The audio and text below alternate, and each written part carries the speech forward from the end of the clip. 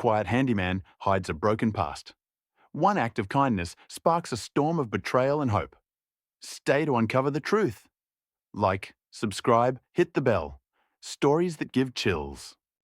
The salt air clung to everything in Port Haven, a sleepy coastal town where the ocean whispered secrets and the cliffs stood like silent sentinels.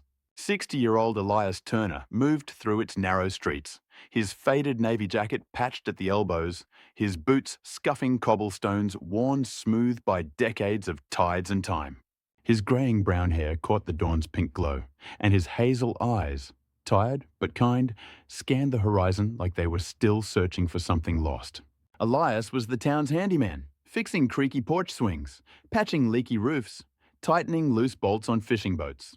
His hands, calloused and steady, told stories his lips never did, of a life once bigger, of dreams that had slipped through his fingers like sand.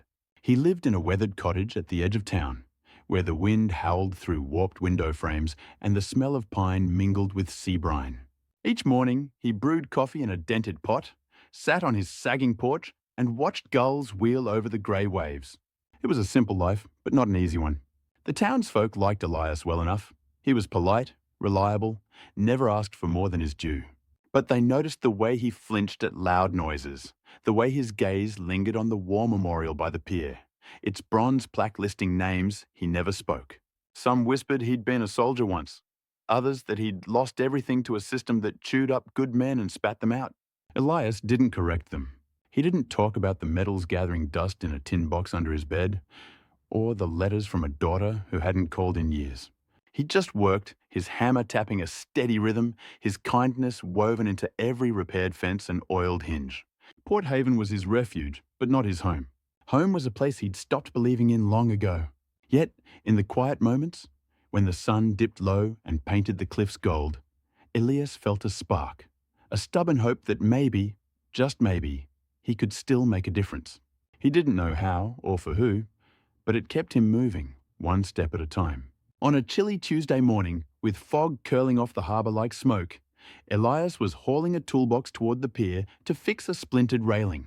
The air smelled of seaweed and diesel, and the distant clang of a buoy echoed across the water. His breath puffed in the cold, his jacket too thin for the season, but he didn't mind. Work kept the ghosts at bay. As he rounded the corner by the fish market, he saw her, an old woman, maybe 80, sitting alone on a weathered bench. Her white hair was pulled into a loose bun, strands fluttering in the breeze, and her grey coat, threadbare and too large, hung off her frail shoulders. She clutched a tarnished locket, her knuckles pale, her eyes fixed on the horizon like she was waiting for a ship that would never come. Elias slowed, his boots scuffing the planks. She didn't look like a local. No one in Port Haven sat that still, that lost. Her face was etched with lines, not just of age, but of something heavier, like grief had carved itself into her bones. He hesitated, toolbox creaking in his grip. He wasn't one to intrude. Folks had a right to their silence. But something about her, the way her hands trembled, the way her coat was buttoned wrong, tugged at him. He set his toolbox down, fished a thermos from his bag, and poured steaming coffee into the lid.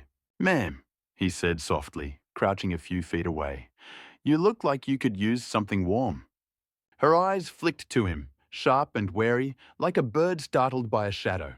For a moment, he thought she'd bolt, but then her gaze softened, and she nodded, her voice barely a whisper. "Thank you." Elias handed her the coffee, careful not to crowd her. Her fingers brushed his as she took it, cold as the sea itself. He noticed a faded scar on her wrist, half hidden by her sleeve, and the locket's chain, tangled and knotted. He didn't ask her name or why she was there. He just nodded, picked up his toolbox and said, "I'll be over by the railing if you need me." As he walked away, he felt her eyes on him, not suspicious now, but curious.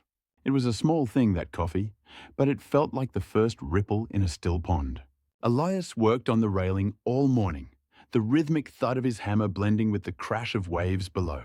The fog lifted, revealing a sky bruised with clouds, and the pier began to hum with life. Fishermen hauling nets, vendors setting up stalls, kids chasing gulls. Every so often, he glanced at the old woman. She hadn't moved, but she sipped the coffee slowly, her shoulders a little less hunched. Around noon, she stood, shaky but deliberate, and shuffled toward him.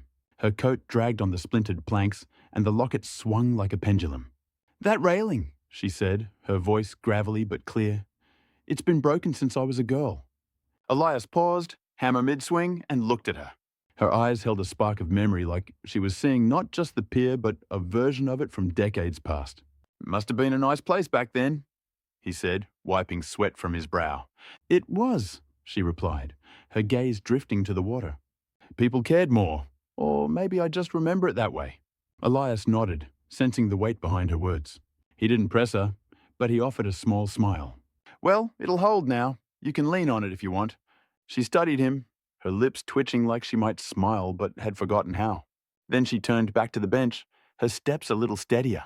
Over the next hour, Elias kept an eye on her while he worked. He noticed how she traced the locket's edges with her thumb, how her eyes darted to every passing face, like she was searching for someone. He didn't know her story, but he knew the look of someone carrying a wound that never quite healed. He'd seen it in the mirror too many times. By mid-afternoon, he packed up his tools, but before leaving, he walked back to her bench. "Got some soup at my place?" he said, scratching the back of his neck. "Nothing fancy, but it's warm. You're welcome to join." Her eyes widened, and for a second, he thought he'd overstepped. But then she nodded, clutching her locket tighter. "That's kind of you," she said. "Most folks don't bother." The walk to Elias Turner's cottage was slow, the old woman's steps uneven on the gravel path. The wind whipped off the ocean, carrying the sharp tang of salt and the faint rot of seaweed stranded on the shore. Elias kept pace beside her, his toolbox swinging in one hand, his other ready to steady her if she faltered. Her tattered grey coat flapped like a flag, and the tarnished locket around her neck glinted in the fading light. She hadn't offered her name, and Elias hadn't asked. He figured names came when trust did, and trust was earned in quiet moments, not demanded.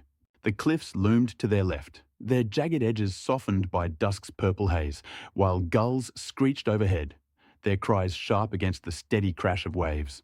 At the cottage, Elias pushed open the warped door, its hinges groaning. The air inside smelled of pine and old coffee, the floorboards creaking under their weight. He set his toolbox by the hearth, where embers from the morning's fire still glowed, and gestured to a worn armchair by the window. "Take a seat," he said, his voice low but warm. "I'll heat that soup." The old woman hesitated, her eyes scanning the room. Its sparse furniture, the chipped mug on the table, the faded quilt draped over the couch. She clutched her locket, fingers tracing its edges, then sank into the chair, her coat pooling around her like spilled ink. Elias moved to the kitchen, the clatter of a pot and the hiss of the stove filling the silence.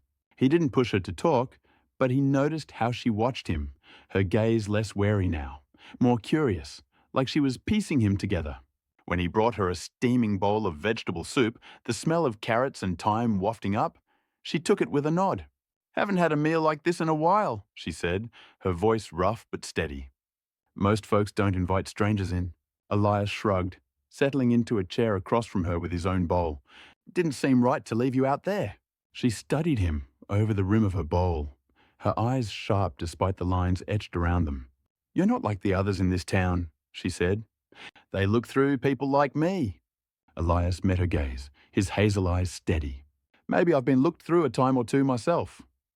She didn't reply, but her lips twitched, and she took another spoonful of soup. Over the next hour, they ate in companionable silence, the fire crackling, the wind rattling the windows. Elias noticed small things, how her hands shook less when she held the warm bowl, how she glanced at a faded photo on the mantel, a young woman in a uniform, before looking away. He didn't ask about the locket or the scar on her wrist, or why her coat was buttoned wrong. But when she finished, she set the bowl down and said, "You've got a good heart, mister. Don't let this town take it from you." Elias leaned back, the weight of her words settling like dust. "I'm trying not to," he said, and for the first time in years, he meant it. By morning, word of Elias's guest had spread through Port Haven like wildfire through dry grass. The town was small, and gossip was its currency, whispered over coffee at the diner, traded at the fish market, muttered on the pier. Elias felt the eyes on him as he walked to the hardware store, his boots crunching on frost-kissed cobblestones. The air smelled of wood smoke and salt, and the sky was a heavy grey promising rain. At the store, Clara, the cashier with a perm and a sharp tongue, leaned over the counter, her voice a stage whisper. Heard you took in some drifter, Elias. Old lady, half out of her mind? Elias set a box of nails on the counter, his face unreadable. She needed a meal, Clara, that's all. Clara raised an eyebrow, her earrings glinting under the fluorescent lights. Folks are saying she's trouble. No one's seen her before. Could be a scammer, or worse. Elias's jaw tightened, but he kept his tone even. Folks say a lot of things. Outside, he passed a knot of fishermen by the pier, their oilskins slick with spray. One, a burly man named Tom, clapped Elias on the shoulder, his grin friendly but cautious. Good on you helping that old gal. Just hope she doesn't rob you blind. Elias forced a nod, his toolbox creaking in his grip. But not everyone was kind. Mrs. Hargrove, the librarian with a pinched face and a knack for judgment, cornered him at the post office. Elias Turner, she said, her voice sharp as a gull's cry. You're inviting danger into our town. That woman's probably running from something. Decent people don't wander alone. Elias met her gaze, his hazel eyes hard. Decent people don't let someone freeze, Mrs. Hargrove. She huffed, clutching her purse. But the words stung. Elias had lived in Port Haven for a decade, but he was still an outsider to some. A man with too many scars and too few explanations. As he walked home, the wind biting through his jacket, he felt the weight of their stares, their whispers, their doubts. He'd known betrayal before. From a government that forgot its soldiers, from a daughter who stopped writing. But this was different. This was his town, and their skepticism felt like a knife slipped between ribs. Yet, when he reached his cottage and saw the old woman sitting by the fire, her coat folded neatly beside her, her locket glinting in the light, he felt that spark again. She looked up, her eyes softer now, and said, You didn't have to come back for me? Elias set his toolbox down, his voice quiet but firm. Yeah, I did. That afternoon, Elias faced a test he hadn't expected. He'd agreed to repair the diner's back door, its hinges rusted from years of salt air. The job was simple, but the diner's owner, Hank, a stout man with a cigar habit, had other ideas. As Elias worked, his wrench clanking against metal, Hank loomed over him, his voice loud enough to carry to the pier. Heard about your charity case, Elias? Feeding strays now? Hope you're not expecting a discount for this job. Elias kept working, his hands steady but his stomach knotted. Hank was a big name in Port Haven, owned half the pier, sat on the town council. Crossing him meant losing work, maybe more. I'm not asking for anything, Elias said, his voice low. Hank snorted, puffing smoke that smelled of cheap tobacco. Good, 'cause folks like that woman, they take and take. You're a fool if you think she's grateful. Elias's grip tightened on the wrench, his knuckles white. He thought of the old woman's trembling hands, her quiet, thank you, over soup. The way she'd looked at him like he was the first person to see her in years. He wanted to tell Hank to shove it, to say kindness wasn't a transaction. But he needed the money. His roof leaked, his truck's tires were bald, and winter was coming. He took a breath, the air sharp with rust and smoke, and said, Door's fixed. Pay what you think's fair. Hank laughed, a harsh sound, and tossed a few bills on the ground. Don't say I didn't warn you. Elias picked up the money, his face burning, and walked away, the bills crumpled in his fist. That evening, he brought the old woman a loaf of bread from the bakery, its crust still warm, and a wool scarf he'd found in a drawer. She took them with a nod, her fingers brushing the scarf's soft weave. You don't owe me, she said, her voice barely above a whisper. Elias looked at her, the firelight catching the scar on her wrist. Never thought I did. But as he lay in bed that night, the wind howling outside, he felt the weight of Hank's words. Clara's whispers, Mrs. Hargrove's judgment. He'd sacrificed his pride, maybe his reputation, for a stranger who might leave tomorrow. Was it worth it? The question gnawed at him. But when he closed his eyes, he saw her face, and the answer felt closer than he expected. The conflict grew like a storm rolling in from the sea. By the end of the week, Port Haven was buzzing with talk of Elias and his drifter. The old woman, whom Elias had taken to calling Miss Locket in his head, stayed at his cottage, eating meals he cooked, sitting by the fire, her silences heavy but not uncomfortable. She'd started helping in small ways, stacking dishes with care, folding the quilt with precision that hinted at a life once structured, maybe military. Elias noticed how she flinched at the sound of car horns, how her eyes darted to the door when footsteps passed outside.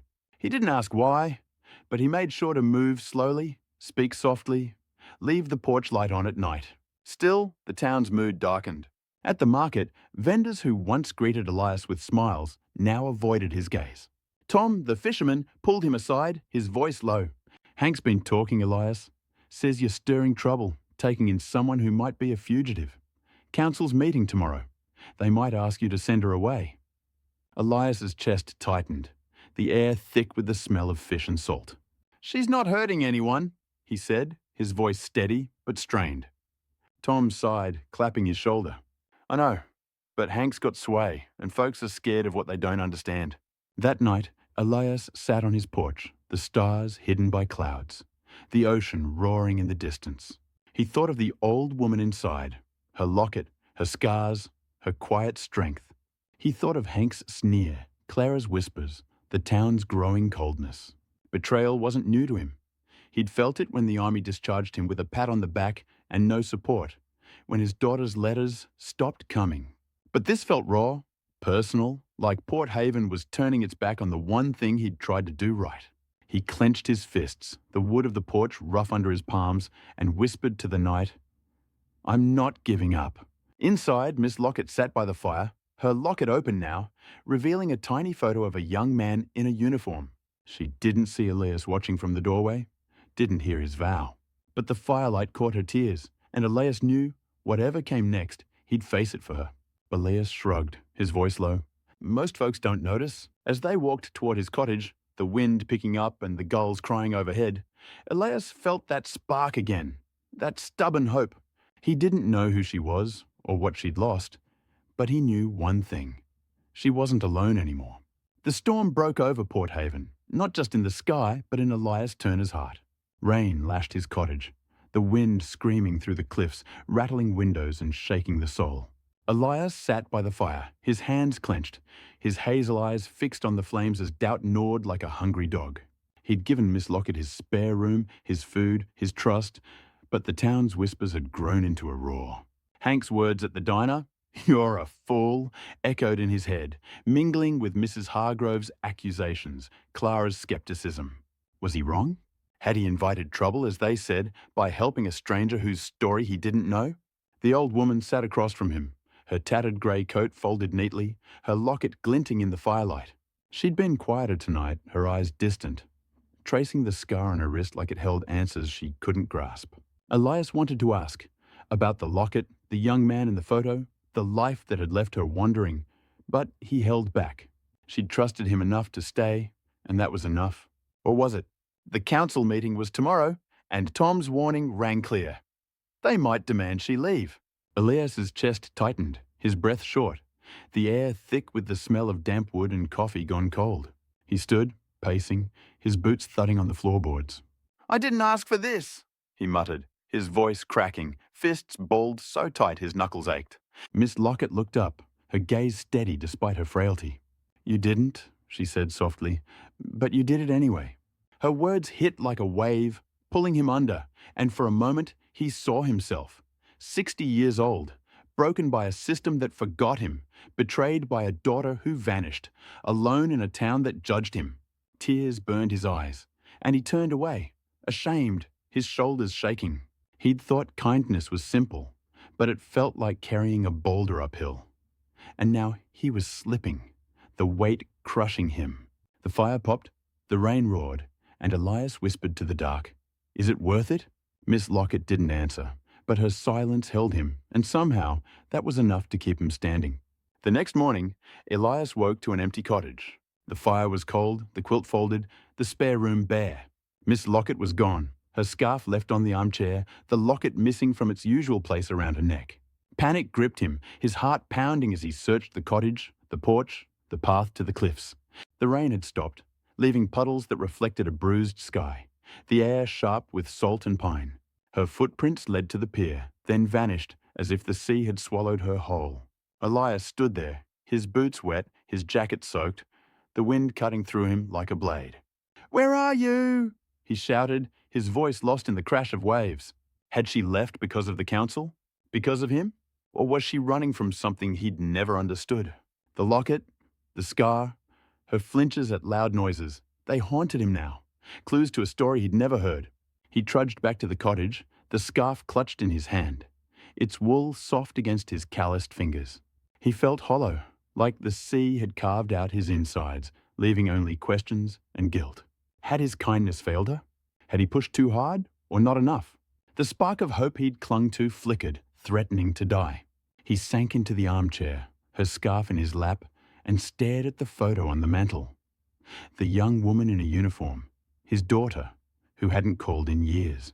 Betrayal wasn't new, but this one cut deeper, because he'd believed, for once, he was doing something right. The town didn't let up. By noon, Port Haven was alive with gossip, sharper now, edged with venom. At the diner, Clara leaned over the counter, her voice loud enough for all to hear. "Told you, Elias, that woman was trouble. Probably stole something and ran." Hank, nursing a coffee, laughed, his cigar smoke curling like a snake. "Bet she's halfway to the next town, living off his charity."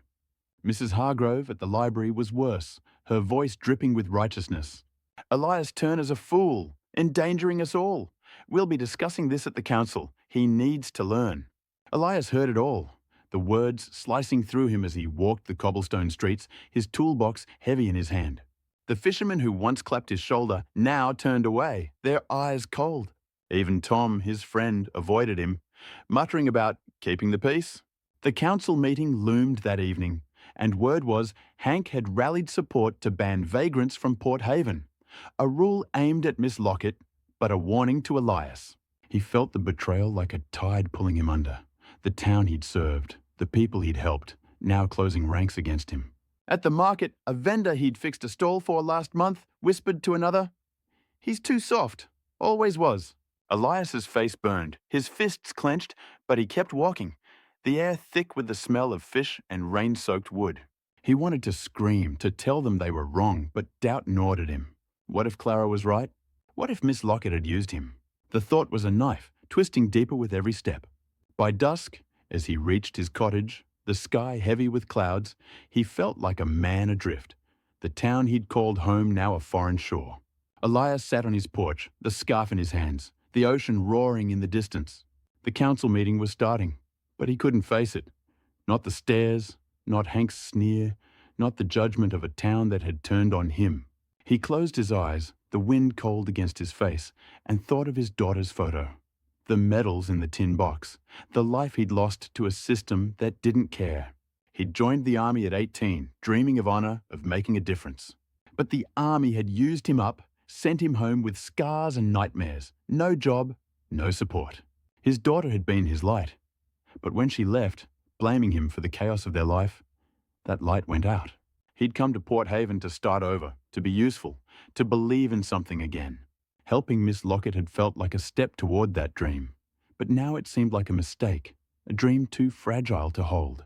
He opened his eyes, the scarf's wool catching on his rough palms, and noticed something tucked inside. A folded piece of paper, small, yellowed, slipped into the weave. He unfolded it, his hands trembling, and read the faint, spidery handwriting. "Thank you, Elias. You reminded me I'm not invisible. Keep the locket safe." His breath caught. The locket was there, hidden in the scarf's folds, its tarnished surface warm from his grip. He opened it, the tiny photo of the young man in a uniform staring back, his face proud, his eyes kind. Elias's heart pounded, a memory stirring, a news story from decades ago, a soldier lost, a family broken. He didn't know how, but he knew this was more than chance. The spark of hope flared, and he stood, the paper crumpled in his fist, his resolve hardening like the cliffs against the sea. The revelation came at dawn, as Elias sat at his kitchen table, the locket open, the note beside it. A knock at the door startled him, sharp against the quiet of the morning. He opened it to find a woman in her 50s, her face lined but strong, her coat crisp, a military pin gleaming on her lapel. "Mr. Turner," she said, her voice steady but urgent. "I'm Captain Margaret Wells, retired. I need to talk about the woman you helped." Elias's grip tightened on the locket, the air smelling of coffee and damp earth. "She's gone," he said, his voice rough. "Left yesterday." Captain Wells stepped inside, her eyes scanning the room, landing on the locket. "That's hers," she said, not a question. "Her name's Evelyn Harper. She was my mother." Elias froze, the name sparking fragments of memory. News clips, a soldier's sacrifice, a mother who never stopped searching. Captain Wells sat, her hands clasped, and told the story. Evelyn had been a nurse in the war, her son a soldier who died in a mission the government buried. The loss broke her, and when the system denied her answers, her pension, her dignity, she unraveled, wandering, forgotten by all but her daughter, who'd searched for years. She activated an old emergency tracker last week, Wells said. When you brought her here, it pinged a satellite. I've been looking for her since I was 20. Elias's throat tightened, the locket heavy in his hand. Why didn't she tell me? Wells's eyes softened. She didn't trust anyone, not after the system betrayed her, labelled her unstable to silence her. But you gave her a reason to hope. She handed him a photo. Evelyn, younger, in a nurse's uniform, her son beside her, the same face in the locket. She left this place because she knew I was coming. She wanted you to have the locket, to know you mattered. Elias's eyes burned, the weight of his doubts lifting, replaced by a quiet strength. He hadn't failed her. He'd brought her home. The catharsis came days later when Captain Wells returned with news. Evelyn was at a veterans hospital, receiving care, her memories piecing together. She'd spoken of Elias, of his soup, his scarf, his kindness that pulled her from the dark. Port Haven learned the truth through a letter Wells sent to the town paper, published on a crisp morning when the air smelled of frost and pine. Elias Turner saved my mother, it read, when the world forgot her. Shame on those who judged him. The diner fell silent as Clara read it aloud, her voice faltering. Hank, at his usual table, stared at his coffee, his cigar unlit, his face red as fishermen muttered about his lies. Mrs. Hargrove at the library avoided eyes, her righteous air deflated. The council dropped its vagrant rule, and Tom, shamefaced, brought Elias a bottle of whiskey, muttering, I should have stood by you.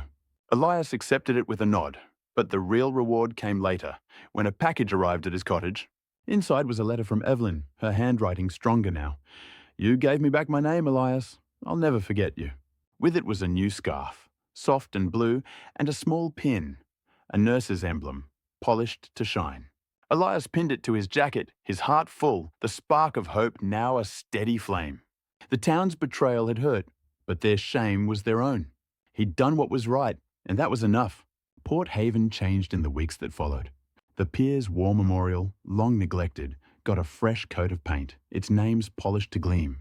A bench was added, engraved with, For Those Forgotten, funded by donations from fishermen, vendors, even Clara, who'd started offering free coffee to veterans. Tom organised a monthly supper at the diner, where old soldiers shared stories, their voices no longer silenced.